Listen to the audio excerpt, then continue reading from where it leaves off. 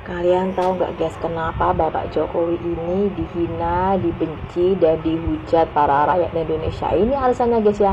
Yang pertama, karena Bapak Jokowi itu bubarkan FPI. Kita bicara teori konspirasi ya. Teori konspirasi pencabutan bambu pagar laut di Tangerang.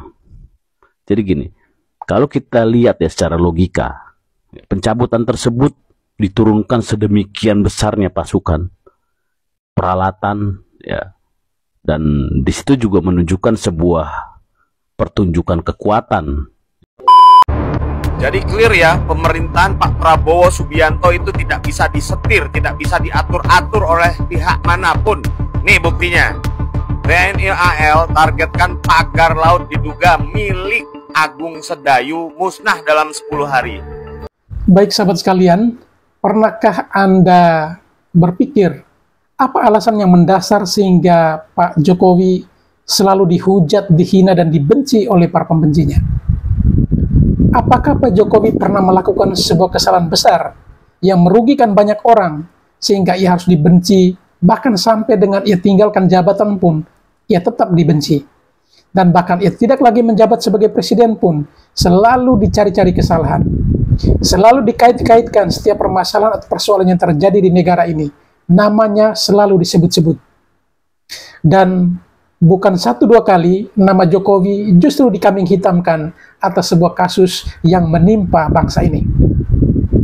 Tentu saya dan sahabat sekalian mulai berpikir apa alasan yang paling mendasar.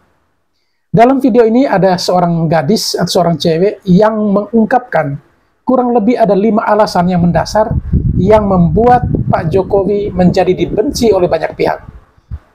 Sebagai bocorannya, salah satunya adalah karena Pak Jokowi membubarkan FPI dan juga HTI. Ya, malah HTI sudah dibubarkan sudah sekian lama ya, dan juga FPI pun demikian. Ini adalah salah satu alasannya. 2 organisasi besar yang ada di Indonesia ini justru dilarang di pemerintahan Presiden Jokowi. Lalu 4 hal lainnya, kira-kira apa yang membuat Pak Jokowi masih tetap dibenci? Di video ini akan menjawab kurang lebih sekian poin penting yang membuat Pak Jokowi selalu dibenci oleh segelintir orang yang mengatasnamakan rakyat dan yang mengatasnamakan perjuangan rakyat ya. Jadi nanti kita akan dengarkan bersama apa alasannya mendasar. Dan dalam kasus pagar bambu yang akhir-akhir ini viral, itu dinilai oleh beberapa pihak sebagai bentuk teori konspirasi. Seperti apa teori konspirasinya, kita akan saksikan dalam video ini. Dan juga dalam video ini, kita akan mendengarkan beberapa pihak yang akan menyampaikan hal-hal terkait dengan kasus pagar laut, dan juga apa reaksi atau respon dari mereka. Bahkan ada seorang bapak mengungkapkan bahwa pagar bambu ini menjadi tunggangan para pembenci untuk menyerang Pak Jokowi. Apakah benar demikian? Mari kita ikuti video-videonya.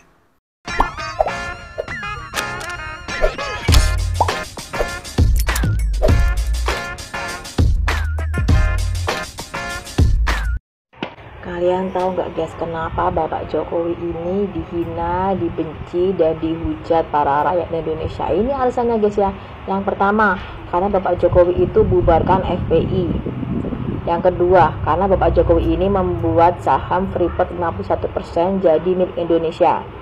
Yang ketiga, karena Bapak Jokowi ini membongkar mafia yang ada di BUMN RI. Yang keempat, karena Bapak Jokowi ini tidak mau disetir atau diatur-atur oleh ketua partai tertentu. Yang kelima, karena Bapak Jokowi itu meminta disahkan RUU perampasan aset. Nah itu sebabnya, karena tidak suka membenci menghina Bapak Jokowi ya. Orang baik, orang jujur begini kalian masih aja hina-hina terus. Sadar ya, tobat. Kita bicara teori konspirasi ya. Teori konspirasi pencabutan bambu pagar laut di Tangerang. Jadi gini, kalau kita lihat ya secara logika, pencabutan tersebut diturunkan sedemikian besarnya pasukan, peralatan, ya, dan di situ juga menunjukkan sebuah pertunjukan kekuatan, ya, Pak Prabowo dalam menjalankan aksi tersebut. Oke. semua kementerian, TNI, AL dilibatkan, dan peralatan yang canggih pun dilibatkan, amfibi dan lain-lain gitu ya. Ini ada apa? Oke, ini disclaimer ya, ini teori konspirasi kan bisa saja menjadi sebuah hipotesa ya kan. Oke. Nah, jadi gini. Apa yang dilakukan oleh Pak Prabowo ya, itu dia sedang menunjukkan sebuah kekuatan untuk siapa? Ya. Untuk Aguan kah? Untuk Agung Sedayu kah? Rasanya nggak masuk logika kalau untuk memberikan tekanan kepada Aguan aja gitu ya, harus melakukan itu. Karena biayanya kan cukup besar itu. Jangan-jangan bisa sama biaya pencabutan tersebut, membiayai personil TNI dan lain-lain ya, gitu ya. Mungkin setengah dari harga pagar laut 30 km tersebut tuh. Nah, jadi siapa yang mau ditunjukkan oleh Pak Prabowo? Itu pertanyaan. Apakah asing? Karena ini ada campur tangan asing, ya, antek asing atau luar negeri yang telah menggelontorkan dana besar untuk mengambil peranan ini. Nah, oke. Itu agak sedikit masuk akal, gitu ya. Jadi ini ada yang mau ditunjukkan. Kemudian ketika pidato di 100 hari kerja kabinet, Pak Prabowo bilang ya dengan keras loh akan mencabut izin dan menguasai lahan ya untuk seluruh Indonesia ya. Nah, ini udah clear ya. Jadi apa ini? Ini ada sebuah strategi yang dijalankan untuk menyingkirkan ya, menyingkirkan kekuatan oligarki lama, menyingkirkan ATM lawan ya, yang selama ini lawan ini mendapatkan keuntungan dari proyek-proyek ini ya, pembelian lahan ya, nanti lahannya ketika nanti dibeli oleh negara, artinya ada partai yang selama ini menikmati ya, yang mengendalikan, yang mendapatkan manfaatnya ya, sebagai ATM partai ini yang sedang dihabisi. Kenapa Presiden memerintahkan Panglima TNI dan bukan Kapolri? Soal kedaulatan ini, Bung. Jadi salah satu tugas TNI adalah menjaga kedaulatan. Di situ ada persoalan juga hukum, keamanan laut, yang itu dalam Undang-Undang TNI nomor 34 tahun 2004 itu menjadi tugas dari Angkatan Laut. Angkatan Laut juga punya tugas pokoknya juga antara lain dia membina masyarakat bahari di situ. Bagian dari sistem semesta kita. Bagaimana dekat pertahanan keamanan rakyat semesta kita. Jadi itu tugasnya. Perintah presiden itu berarti memang ini ada masalah yang genting. Ada kemungkinan sebuah wilayah dikuasai oleh kelompok tertentu dan ini mengganggu kedaulatan. Menurut saya habis ini pasti ada perintah membuat pos angkatan laut di situ sejauh 30 km. Jadi menurut saya juga barangkali ada kecurigaan dari awal, tapi tidak berani mengungkap. Ada kecurigaan dari awal, tidak berani mengungkap. Maka netizen yang melaporkan hal itu, menurut saya ini menjadi titik balik bagi pemerintah Prabowo. Baru ada sesuatu yang harus dibongkar di sini. Ada permainan besar dalam kasus ini. Jadi menurut saya ini juga menyangkut persoalan kedaulatan negara kita di laut. Bolehkah kita menafsirkan bahwa Pak Presiden Prabowo sudah tahu bahwa di masing-masing kementerian sudah ada virusnya? Iya, saya kira gitu. Ini kesempatan menurut saya, saling bongkar menurut saya. Jadi silahkan nanti Presiden Prabowo mengevaluasi dengan tegas siapa menteri-menterinya. Saya pikir juga Prabowo harus memanggil secara khusus Menteri Sakti Wahyu Trenggono ini. Kemarin udah dipanggil? Ya betul. Ini menyangkut soal pembongkaran itu. Ya. Nah harus ditanyakan lagi loyalitasnya. Publik kan curiga bahwa ada loyalitas ganda sejumlah menteri begitu ya. Karena itu menurut saya sudah saatnya semua harus diurai satu persatu untuk membuka akses pada publik. Siapa sesungguhnya orang-orang ini? Ada kebijakan apa yang sebelumnya? Ini akhirnya orang melihat bahwa terkait dengan PIK 2, terkait dengan PIK 1, mengapa ada proyek strategis nasional di PIK 2? Apakah itu tidak mengganggu kedaulatan? Saya kira itu pesan dari Prabowo bahwa ada potensi gangguan kedaulatan nasional di Tangerang. Ya sekalipun ini bukan bagian dari proyek strategis PSN 2, Iya. kan? Iya. Tetapi masalahnya adalah ini sudah ada upaya untuk membangun satu reklamasi baru sebenarnya. Iya. Ya. Nah itu kan tidak berhenti ya, 30 km itu pagar laut, apakah berhenti di situ? Ya seperti Bung Indra bilang, patut dicurigai akan ada reklamasi, akan ada pembangunan di situ. Itu pernyataan ya reklamasi alami itu Iya. pernyataan dari Menteri KKP sendiri. Persis, makanya. Nah, di satu sisi menurut saya ada bagusnya juga yang dikemukakan oleh Kementerian KKP ya, dalam pengertian dia ingin meminta siapa pihak-pihak yang bertanggung jawab itu angkat bicara.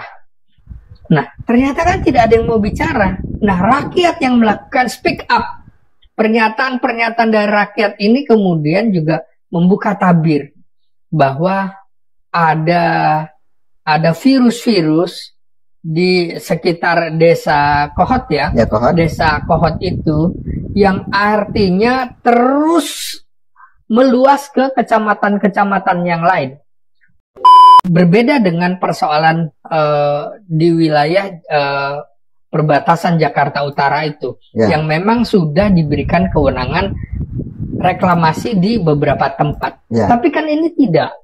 Karena itu menurut saya, ini koordinasinya buruk sekali antara pemerintah desa, kecamatan, kabupaten dengan provinsi. Kita tidak pernah mendengar pernyataan ini juga dari kantor gubernur Banten. Kita tidak pernah mendengar juga pernyataan ini dari kantor kabupaten Tangerang. Nah, kemana aja? Ini menyangkut rakyat yang begitu banyak, apalagi itu tadi.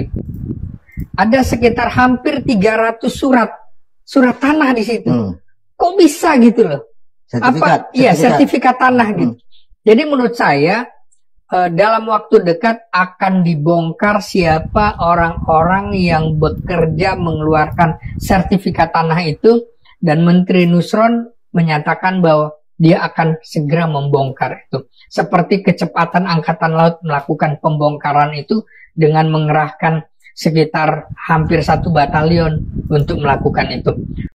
Pernyataan Panglima TNI yang terbaru adalah akan secepatnya membongkar. Jadi nggak peduli lagi kalau udah ada pernyataan presiden, itu udah bukan semata-mata persoalan hukum yang dianggap oleh Menteri KKP bahwa nanti dulu ini untuk bukti hukum.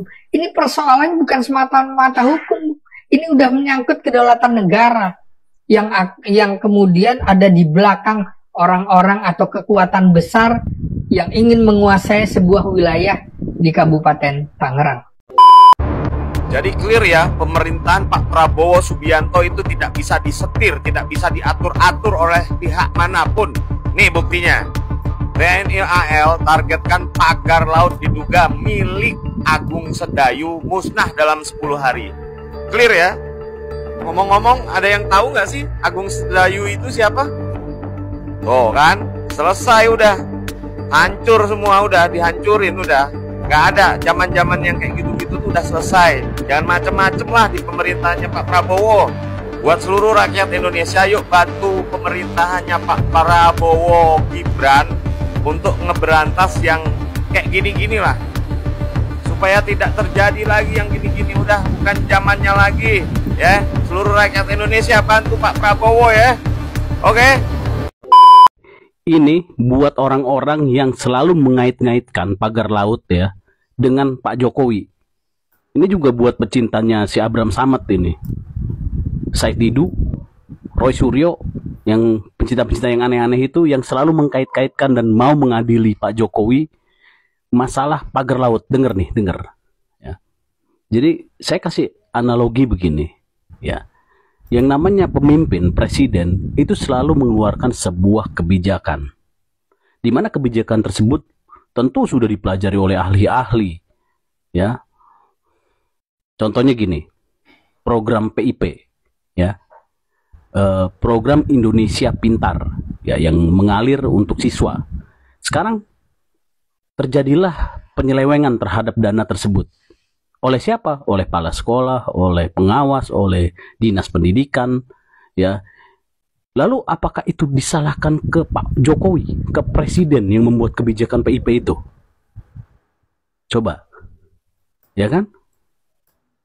Pagar laut itu kan sebuah kebijakan, proyek strategis nasional yang melalui kajian ilmiah, kajian saintifik dan lain-lain oleh orang-orang hebat. Kemudian ketika di bawahnya ada kepala desa, kemudian bermain sama Pemda, ya, bermain dengan orang BPN, ya kan, bermain dengan mafia tanah atau pengusaha, ya, terus dikaitkan yang salah Jokowi gitu. Sekalian aja lu putus sama pacar, salahin Jokowi. Lu cerai sama bini lu, cerai sama suami lu, salahin tuh Jokowi. Selamat pagi rekan-rekan. Kita lanjut ngobrol santai. Yang lagi seru nih soal pagar bambu di Banten. Terus kemarin Asto nunggu KPK di sidang peradilan, gantian KPK-nya nggak datang. Ini drama-drama picisan kayak gini nih, sebentar lagi juga lenyap gitu ya. Sama dengan video yang dijanjikan Hasso sama Koni, sampai sekarang kan nggak nongol-nongol. Jadi sudah tahu kita mainannya di seputaran itulah. Kita coba ke pagar bambu yang sudah dijadiin tunggangan politik. Di sana ada Said Didu, ada kemarin siapa, dan nelayan yang tampil dianggap nelayan pinter ngomong di ILC dan sebagainya itu. Perang debat antara kementerian, anggota DPR, banting-banting meja. Ini sebenarnya akumulasi dari carut-marutnya kalian yang tidak punya tanggung jawab itu. Kan kita tahu kalian di DPR, pejabat-pejabat dari mulai BPN dan sebagainya ini kan bullshit semua. Nanti kalau dibilang bejat, biadab, sakit hati kalian. Tapi kenyataannya seperti itu. Sama dengan yang saya sampaikan. Saya sini sekarang sedang ngurus Fasum di perumahan di Sidoarjo ini kan. Sudah 36 tahun perumahan ini juga sama. Fasumnya dikerjain sama pengembang, kan kerjasamanya dengan Pemda, dengan BPN. Masa Fasum bisa hilang 4 hektar. Gitu. Itu kalau dijual sekarang duitnya hampir 500 miliar kan gitu. Itu permainan, ini baru satu perumahan dari 354 perumahan di Sidoarjo, belum lagi Indonesia. Nah, jadi kalau pagar bambu itu juga sama. Itu setelah dikulik-kulik kan HGU-nya ternyata sudah ada yang sejak tahun 82, ada yang sudah sejak 94. Kemarin nongol lagi di Sidoarjo ada 656 hektar itu juga sudah ada sejak tahun 96. Sorenya nongol lagi dari Sumeneb. Ini coba kita tunggu lagi nanti ya. Dikumpulin dari seluruh Indonesia, yang garis pantainya ini lebih luas dari daratan kan gitu kan. Itu bakal ribuan hektar, jutaan hektar kali yang sudah dikapling orang, belum lagi yang sudah dijual kepada asing dan sebagainya. Termasuk Pacitan ini di sini di Jawa Timur itu konon pantainya sudah dikuasai asing dengan memakai nama-nama orang lokal kan gitu. Itu kan kampungnya Pak SBY itu kan. Nah, jadi kembali lagi kepada isu soal pagar bambu itu. Di belakangnya kan digoreng ada Aguan, ada 9 Naga, terus dikaitkan sama Pak Jokowi gitu kan. Sekarang ini kan semuanya para pembenci ini terus tidak ada henti-hentinya untuk mengambil celah bagaimana membuat Jokowi ini menjadi sebuah legasi buruk gitu. Padahal mereka menutup mata sekarang ini hariannya saja rumah Pak Jokowi itu didatangi ratusan dan ribuan orang. Kenapa itu didatangin rakyat seperti itu? Ya karena beliau adalah dianggap orang baik. Gitu. Kalau dicari-cari salahnya, siapa yang nggak punya salah? Gitu. Tapi seberapa besar salahnya, seberapa besar kontribusinya terhadap negara ini. Kan sudah dikatakan bahwa dia adalah presiden terbaik selama ada negara Republik Indonesia. Walaupun tidak mengecilkan yang lain. Tapi kalau kalian bandingkan dengan Megawati yang selama ini kalian selalu unggul-unggulkan itu, ya sudah selalu saya sebut, Megawati nggak ada apa-apanya. Gitu. Kita meminta supaya KPK tidak usah khawatir memanggil orang yang merasa dirinya kuat selama ini. Halo, tim Abraham Samad. Kau ini provokator aja kau tengok. Gak bisa kau menilai mana yang baik, mana yang buruk. Seharusnya diri kamu tentang itu pagar laut itu, kamu cek dulu siapa yang terlibat di dalam. Jangan kau langsung aja ke Jokowi, sedikit ke Jokowi, sedikit ke Jokowi. Kau telah dimasukin pikiran kotor oleh Koni, oleh Hasto. Makanya kau kayak gini, jadi goblok. Ya. Seharusnya kamu tuh mikir gimana jalan yang terbaik. Cari data dulu yang real. Nah, betul nggak Jokowi itu tercantum? Betul nggak Jokowi itu terusut? Kamu kontrol dulu. Sertifikat yang telah jadi itu HGBAN itu kamu harus kontrol dulu siapa yang terlibat di situ. Kalau aku menilai itu ada Pak Desa. Pak Desa itu ada lagi Pak Camat. Pak Camat itu ada lagi. Nah, ya kan? Di antara yang dua itu aja, dia ada notaris. 3 kan? Di antara yang 3 itu aja kamu bisa buktikan siapa saja yang terlibat, itu baru. Jangan kau langsung ke Jokowi, angguan. Kau cek dulu, baru dilaporkan.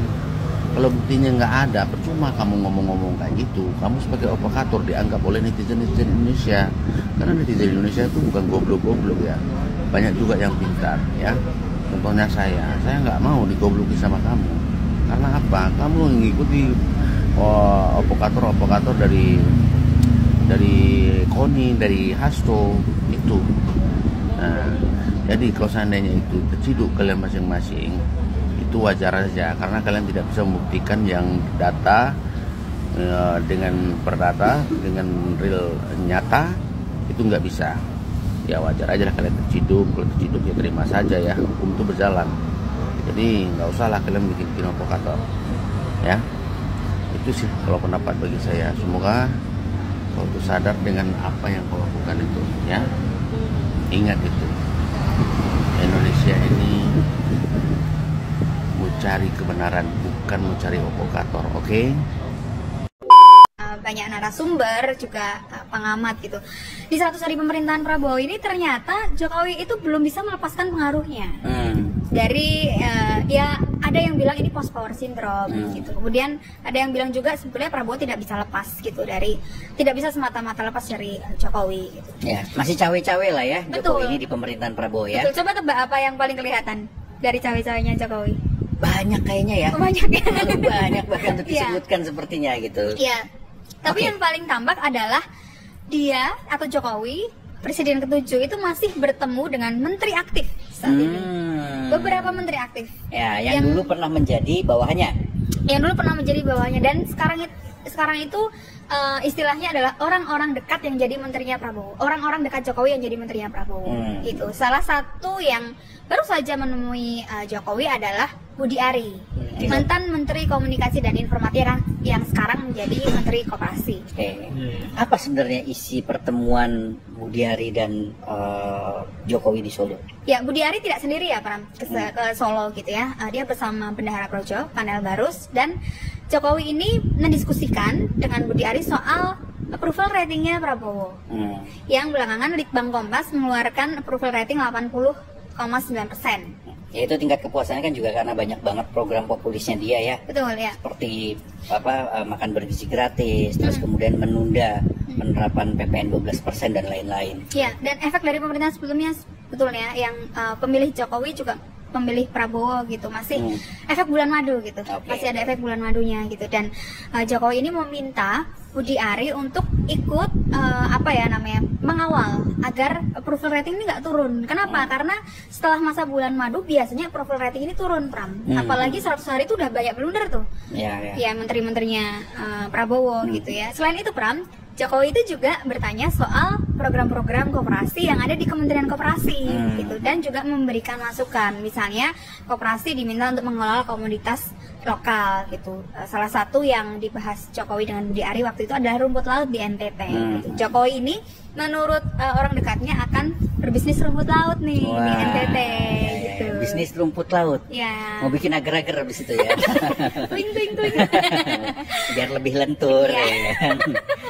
Oke, tapi gue dapat info juga nih bahwa sebenarnya ada pembicaraan lain di situ waktu Budi Ari ketemu dengan Jokowi, karena posisinya adalah Budi Ari ini kemungkinan besar akan di-reshuffle.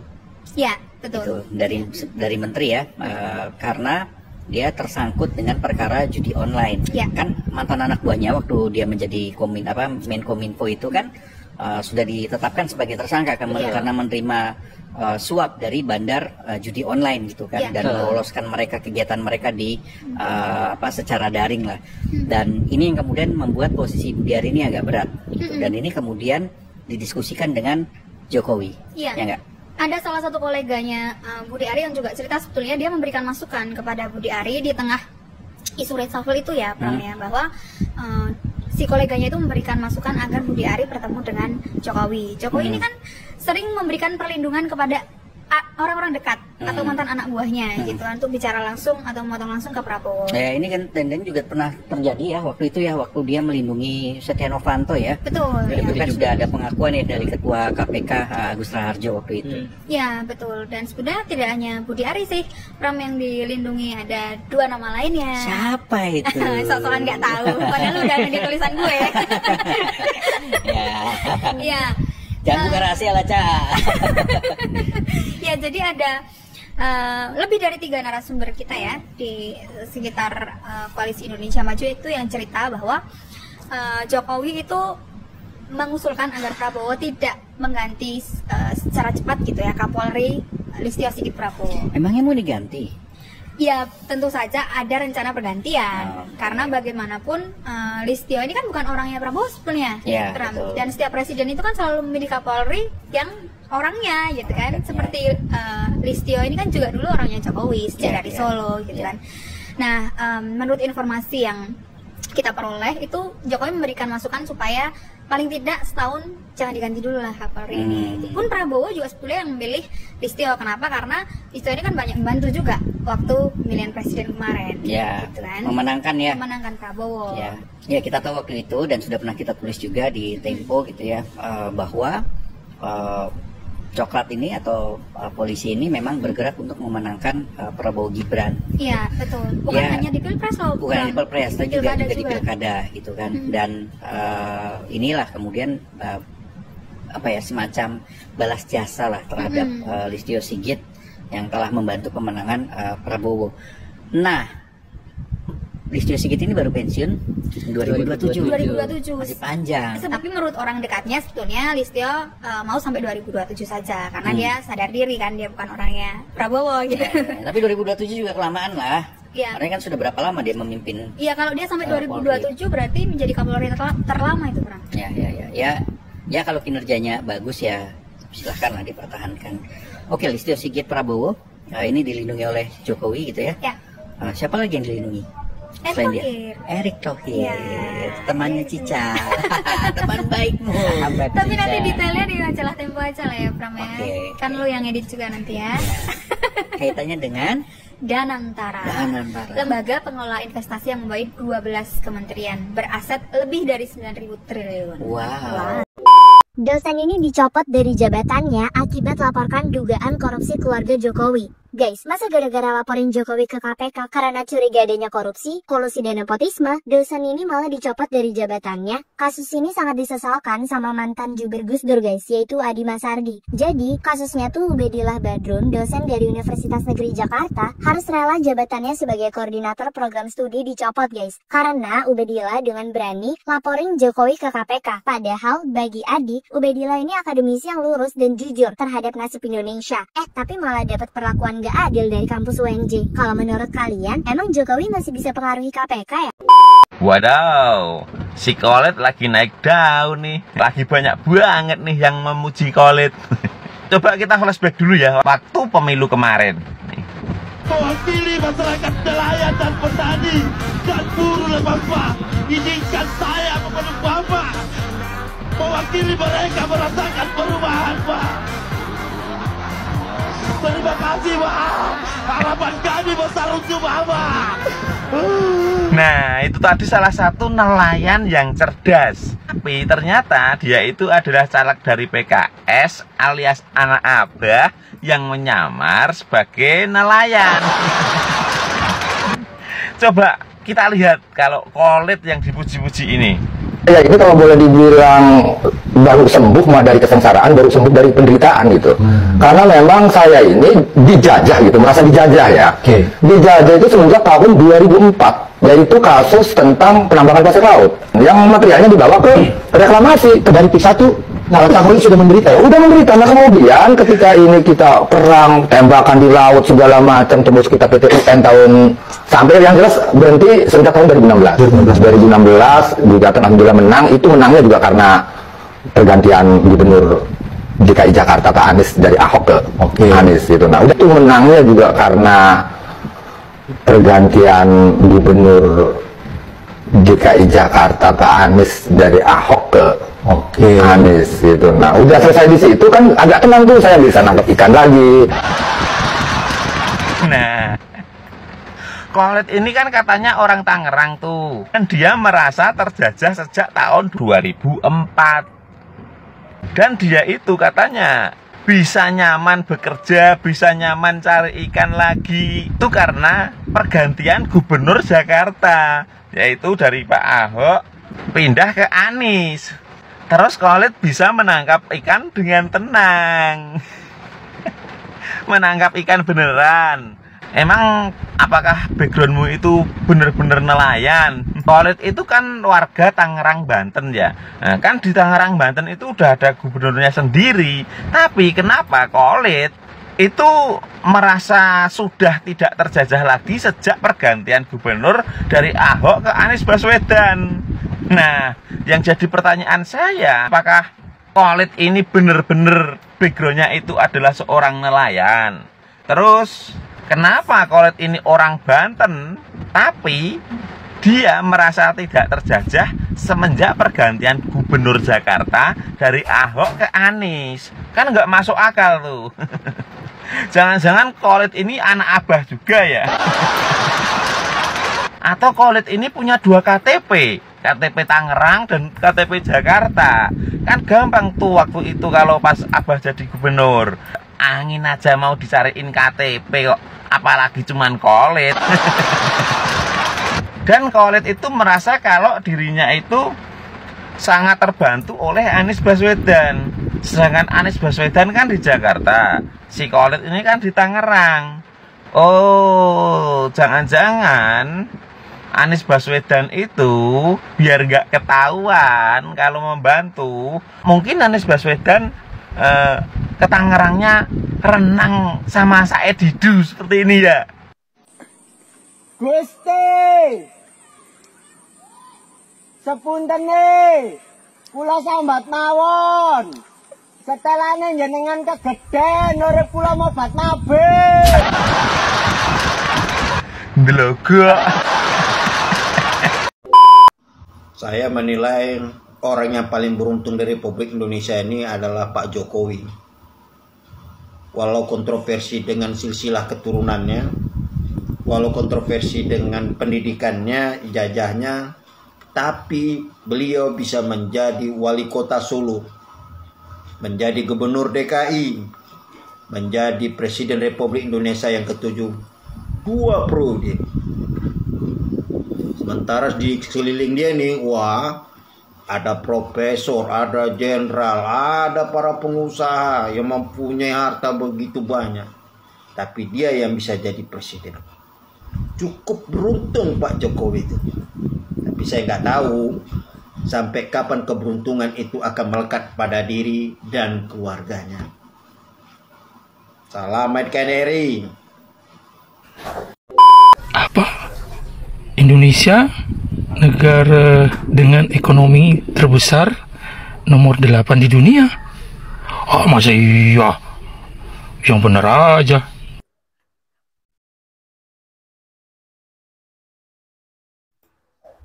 Untuk Bapak Jokowi, terima kasih Pak. Terima kasih untuk apa yang telah Bapak berikan kepada bangsa ini, untuk apa yang telah Bapak perjuangkan kepada negara ini, sampai Indonesia, negara ini bisa seperti saat ini.